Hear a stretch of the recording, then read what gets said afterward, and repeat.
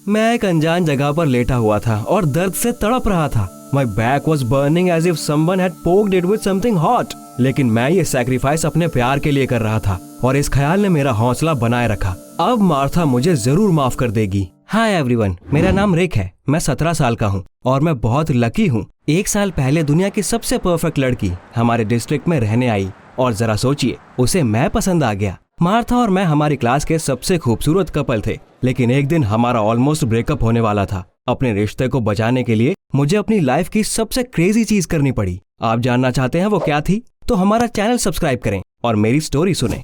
उस दिन हमारे स्कूल में पार्टी थी और मार्था और मैं मैचिंग आउटफिट्स पहनने वाले थे। अचानक मेरी गर्लफ्रेंड बीमार पड़ गई और उसके पेरेंट्स ने उसे घर पर रुकने के लिए बोल दिया। मैं बहुत अपसेट था, लेकिन मुझे पार्टी में अकेले जाना पड़ा। ये मेरी लाइफ की सबसे बोरिंग पार्टी थी। मैं वहाँ से निकलने ही वाला था कि तभी स्लो डांस शुरू हो गया और मेरी क्लासमेट एना अचानक मेरे पास आई और उसने मुझे डांस के लिए इनवाइट किया। मैं पोलाइटनेस की वजह से उसे मना नहीं कर पाया। मुझे जरा भी आइडिया नहीं था कि आगे वो लड़की क्या करने वाली है। डांस करते करते अचानक एना ने मेरे पास आकर मुझे किस कर लिया। मैं बिल्कुल चौंक गया था, इसलिए शुरू में मुझे पता ही नहीं चला कि ये सब क्या हो रहा है। लेकिन कुछ सेकंड बाद मैंने उसे धक्का देकर दूर कर दिया। एना रोते हुए वहाँ से भाग गई और मैं हैरान परेशान सा घर वापस आ गया। I couldn't even imagine back then what that sudden kiss would lead to. अगले दिन मैं हमेशा की तरह मार्था को लेने गया ताकि हम एक साथ स्कूल जा सके, लेकिन उसने मुझे देखते ही मेरे मुंह पर दरवाजा बंद कर दिया। मैं पहले ही पार्टी वाली मिसअंडरस्टैंडिंग के बारे में भूल चुका था, इसलिए मुझे कुछ समझ नहीं आया। मैंने स्कूल में अपनी गर्लफ्रेंड से बात करने की कोशिश की, लेकिन उसने गुस्से में कहा कि अब वो मेरी शक्ल भी नहीं देखना चाहती। जैसे ही मैंने हमारी क्लास की ग्रुप चैट देखी, मुझे सारा मांजरा समझ आ गया। उसमें पार्टी का एक वीडियो था। It was terrible. उस वीडियो में मैं डांस फ्लोर के बीच में एना को किस कर रहा था, लेकिन वीडियो में ये नहीं दिखाया गया था कि मैंने बाद में उसे धक्का देकर दूर कर दिया था। It was a total disaster. मैंने मार्था को सब कुछ समझाने की कोशिश की, लेकिन वो मेरी कोई बात सुनने को राजी नहीं थी। ब्रेक के टाइम मैं उसके लिए फूलों का एक बुके लेकर आया, लेकिन कोई फायदा नहीं हुआ। क्लास के बाद मुझे वो फूल कचरे के डब्बे में पड़े मिले। मुझे बिल्कुल आइडिया नहीं था कि मार्था इतनी जेलस हो सकती है। मुझे उसके बिना कुछ भी अच्छा नहीं लग रहा था, इसलिए मैं पूरे महीने उससे माफी मांगता रहा। मैंने सब कुछ ट्राई करके देख लिया। मैंने उसे गिफ्ट्स दिए, उसके दरवाजे पर सोया और यहाँ तक कि स्कूल के स्पीकर फोन पर अपने प्यार का इजहार भी किया, लेकिन सब बेकार था। मैं अपनी गर्लफ्रेंड को वापस पाने की सारी उम्मीद खो चुका था। लेकिन एक दिन अचानक मेरी एक फ्रेंड ने मुझे एक जबरदस्त आइडिया दिया। उसने कहा कि मुझे अपनी फीलिंग साबित करने के लिए मार्था के नाम का टैटू बनवा लेना चाहिए। मुझे यही करने की जरूरत थी। I decided to go even further, get a tattoo of Martha's face and not name. उसके बाद वो मुझे जरूर माफ कर देती। मैं एक्साइटेड होकर पास के टैटू पार्लर में गया, लेकिन उन्होंने मेरा टैटू बनाने से इनकार कर दिया। उस वक्त मुझे पता चला कि जब तक आप बालिग नहीं हो जाते, आप अपने पेरेंट्स या लीगल गार्डियन की रिटन परमिशन के बिना टैटू नहीं बनवा सकते। इस बात से मैं अपसेट तो था, लेकिन ज्यादा नहीं, क्योंकि मेरे पेरेंट्स बहुत मॉडर्न थे। मुझे यकीन था कि वो मेरी सिचुएशन को बखूबी समझेंगे, इसलिए मैंने घर पर जाकर उन्हें अपने प्लान्स के बारे में बताया। But the more I told them, the gloomier my parents looked. आखिर में हमारी लड़ाई हो गई। उन्होंने साफ साफ बोल दिया कि मैं टैटू नहीं बनवा सकता, वो भी इतना अजीब तो बिल्कुल नहीं। लेकिन मैं अभी भी हार मानने को तैयार नहीं था, क्योंकि मार्था के साथ मेरा रिश्ता दांव पर लगा हुआ था। मैंने शहर भर में सारे पार्लर्स छान मारे, इस उम्मीद में कि शायद मुझे कोई ऐसा आर्टिस्ट मिल जाए जो मेरा टैटू बना दे। लेकिन जैसे ही उन्हें मेरी उम्र पता चलती थी, वो साफ इनकार कर देते थे। मैं हार मानने ही वाला था कि तभी एक दिन अचानक इंस्टाग्राम पर मुझे एक यंग टैटू आर्टिस्ट की प्रोफाइल दिखाई पड़ी। मैंने उसके पोस्ट्स देखे। उसने अपने से टैटू बनाना सीखा था और घर पर काम करता था। That was my chance. मैंने तुरंत प्रोसीजर के लिए साइन अप कर दिया और कुछ ही घंटे में उसके घर पहुंच गया। जैसे ही मैंने उसे अपनी उम्र बताई, वो हिचकिचाने लगा, लेकिन मैंने उसे शांत करते हुए कहा कि मुझे अपनी पीठ पर टैटू बनवाना है, इसलिए किसी को इसका पता नहीं चलेगा। न जाने कैसे, लेकिन उसके बाद वो तुरंत तैयार हो गया और मैं आराम से सोफे पर लेट गया। मैंने सोचा मैं थोड़ी देर सो जाता हूँ, लेकिन तभी एकाएक मेरी पीठ पर भयानक दर्द महसूस हुआ। मैंने पूरे 5 घंटे तक वो दर्द सहा, जब तक कि पोर्ट्रेट फाइनली तैयार नहीं हो गया। लेकिन उसका रिजल्ट मुझे 10 दिन बाद दिखाई दिया, जब मेरा टैटू पूरी तरह ठीक हो गया। I spent that whole time walking around looking mysterious and anticipating how surprised Martha would be. और वैसा ही हुआ जैसा मैंने सोचा था। जैसे ही मैंने अपनी गर्लफ्रेंड को मेरी पीठ पर बना टैटू दिखाया, उसने खुशी से उछलकर मुझे गले लगा लिया। उस अनएक्सपेक्टेड सरप्राइज की वजह से फाइनली हमारे सारे गिले शिकवे दूर हो गए और हम वापस एक साथ आ गए। ऑफ कोर्स उसे वापस पाने के लिए मुझे भारी कीमत चुकानी पड़ी थी। मैंने सोच रखा था कि मैं बालिग होने तक अपने पेरेंट्स से अपना टैटू छिपा कर रखूंगा, इसलिए मैं उनके सामने कभी भी बिना शर्ट के नहीं रहता था। पूरे 1 महीने तक सब कुछ अच्छा चला, लेकिन फिर एक दिन मेरी लापरवाही की वजह से सब बर्बाद हो गया। That morning I woke up to my mom's joyful shout. जैसे ही मैंने अपनी खिड़की से बाहर देखा, मुझे एक ब्रांड न्यू कार दिखाई पड़ी। वाओ, मेरे पेरेंट्स ने कार खरीदी थी। मैं फौरन बिस्तर से उठकर यार्ड में गया और गलती से अपनी टी शर्ट पहनना भूल गया। ऑफ कोर्स उसके बाद मेरे पेरेंट्स का सारा ध्यान कार के बजाय मेरे ऊपर आ गया। मुझे ये तो पता था कि अब मुझे डांट पड़ने वाली है, लेकिन मैंने ये नहीं सोचा था कि वो इतना गुस्सा होंगे। मैंने अपने पेरेंट्स को पहले कभी इतना गुस्से में नहीं देखा था। I got grounded for 3 months and left without internet and pocket money. लेकिन मेरे टैटू मास्टर के कंपैरिजन में मेरी पनिशमेंट कुछ भी नहीं थी। मेरे पेरेंट्स ने जबरदस्ती उसका नाम मेरे मुंह से उगलवा लिया। वो जानना चाहते थे कि उनकी परमिशन के बिना कौन मेरा टैटू बनाने को तैयार हो गया, और उसके बाद उन्होंने उस लड़के पर केस ठोक दिया।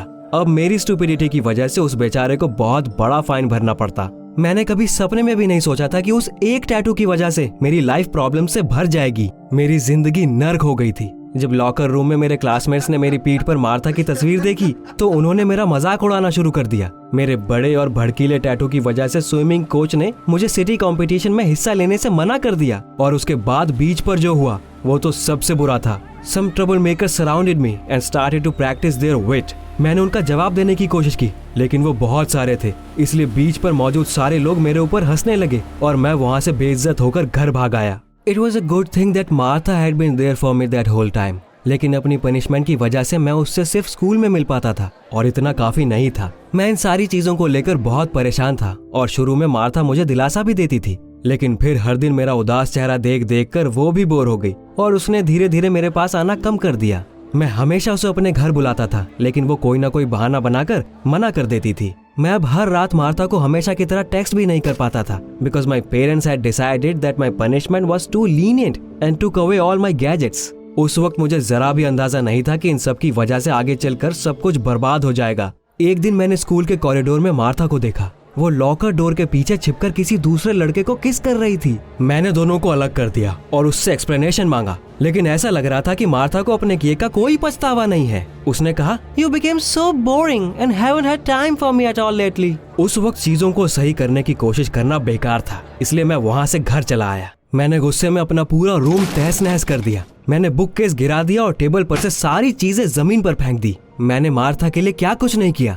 वो मेरे साथ ऐसा कैसे कर सकती थी? आफ्टर ऑल अब उसकी तस्वीर जिंदगी भर मेरे साथ रहने वाली थी। शोर सुनकर मेरे पेरेंट्स दौड़ते हुए मेरे रूम में आए। मुझे लगा वो दोबारा मेरे ऊपर चिल्लाएंगे, लेकिन अचानक उन्होंने मुझे दिलासा देना शुरू कर दिया। डैड ने कहा कि मुझे कोई नई गर्लफ्रेंड ढूंढ लेनी चाहिए। उन्हें लगता था कि उससे मेरे लिए अपने पुराने रिलेशनशिप को भुलाना आसान हो जाएगा। मुझे नहीं पता था उनका ये आइडिया काम करेगा या नहीं। फिर भी नेक्स्ट डे मैंने स्कूल में उनकी एडवाइस पर चलने का फैसला किया। मैंने ऐना के पास जाकर उसे अपने साथ मूवी देखने के लिए इनवाइट किया। जी हाँ, वही लड़की जिसकी वजह से मुझे इतनी मुसीबत उठानी पड़ी थी। मुझे यकीन था ऐना मुझे कभी मना नहीं करेगी, क्योंकि वो बहुत लंबे टाइम से मुझे चाहती थी। But she said no to my surprise. उसने कहा कि वो किसी ऐसे लड़के को डेट नहीं करना चाहती जिसकी पीठ पर उसकी एक्स का स्माइल करता हुआ टैटू हो।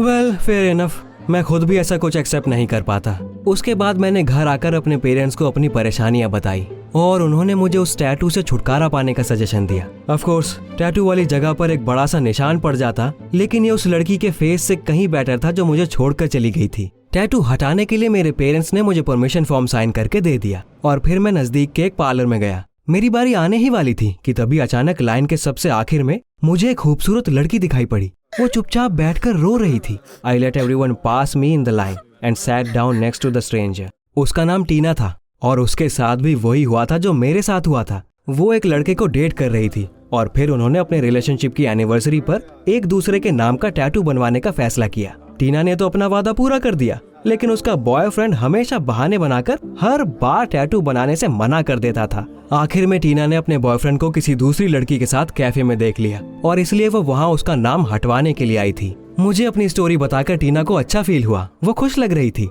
और मैंने उसे अपने से पहले जाने दिया। टीना का टैटू छोटा था इसलिए तुरंत हट गया और फिर वो चली गई। मेरा टैटू हटाना बहुत मुश्किल था और मास्टर को इसे हटाने में कई घंटे लग गए। ऊपर से मुझे बहुत तकलीफ भी उठानी पड़ी। Even getting the tattoo hadn't been as painful as removing it. लेकिन उस वक्त मेरे लिए मेरा दर्द इम्पोर्टेंट नहीं था। मैं वहाँ लेटकर टीना के बारे में सोच रहा था। मैं उससे दोबारा मिलना चाहता था। मुझे वो पहली नजर में पसंद आ गई थी। Besides, she had come to the parlor with the exact same problem as mine. इसे किस्मत नहीं तो और क्या कहेंगे। लेकिन टीना जा चुकी थी और इतने बड़े शहर में उससे दोबारा मिलने का लगभग कोई चांस नहीं था। लेकिन जैसे ही मैं पार्लर से बाहर निकला, मुझे वो सामने खड़ी मिली। आप सोच भी नहीं सकते कि मैं कितना हैरान हो गया था। पूरे टाइम टीना वहाँ दरवाजे पर मेरा वेट कर रही थी। I felt so happy I invited her to a cafe and we spent the whole evening discussing all the dumb things we had done. इस तरह मैंने टीना को डेट करना स्टार्ट कर दिया। मैं उसके लिए कुछ भी कर सकता था। Well, almost कुछ भी। हम दोनों ने एक दूसरे से वादा किया कि हम कभी ऐसा कोई टैटू नहीं बनवाएंगे जिसकी वजह से हमें बाद में रिग्रेट करना पड़े। आफ्टर ऑल हम दोनों को पता था ये कितना बेवकूफ़ी का काम है और हमारे स्कार्स हमें कभी ये भूलने नहीं देंगे। टैटू हटवाने के बाद मेरी लाइफ वापस पटरी पर आने लगी। मेरे पेरेंट्स ने मुझे माफ कर दिया और मेरी सजा भी खत्म कर दी। मेरे क्लासमेट्स ने मेरा मजाक उड़ाना बंद कर दिया और कोच ने मुझे वापस सिटी स्विमिंग टीम में शामिल कर लिया। I also apologize to the master who had to pay for my mistake. जहाँ तक मार्था की बात है, ये सब होने के बाद मैं उससे बस 2 बार मिला था। पहली बार वो मुझे रोती हुई दिखाई पड़ी थी क्योंकि उसका नया बॉयफ्रेंड उसे छोड़कर चला गया था, और दूसरी बार वो अपने पेरेंट्स के साथ स्कूल से डॉक्यूमेंट्स लेने के लिए आई थी। जो कुछ भी हुआ था उसके बाद वो उस स्कूल में नहीं पढ़ना चाहती थी जहाँ उसके 2 एक्सेस पढ़ते थे। Tell me what crazy actions almost ruined your life. मुझे नीचे कमेंट्स में बताएं।